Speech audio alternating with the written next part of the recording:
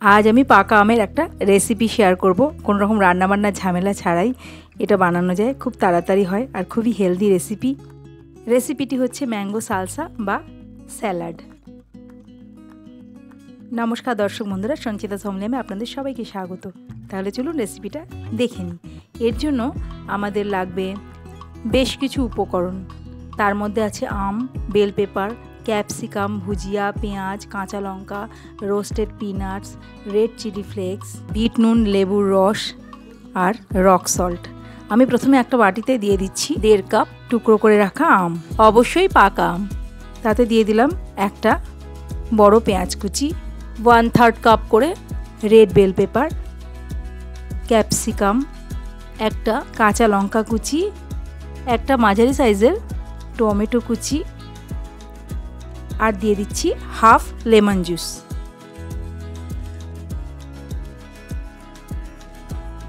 আর দিয়ে দিচ্ছি সামান্য একটু বিট নুন,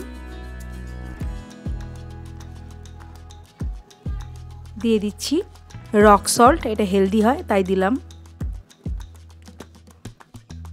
তারপর দিয়ে দেবো রেড চিলি ফ্লেক্স, হাফ চা চামচ। রেড চিলি ফ্লেক্সের বদলে আপনারা গোলমরিচও ব্যবহার করতে পারেন। ভালো করে মিশিয়ে নিলাম। খুবই মুখরোচক একটা রেসিপি।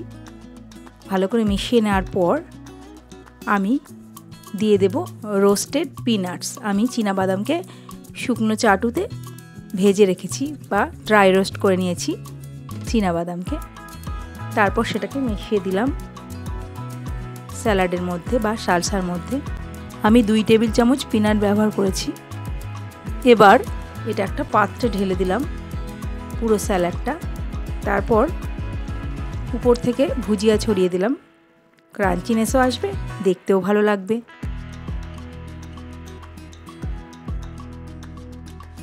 ছড়িয়ে দিলাম ড্রাই রোস্টেড পিনাট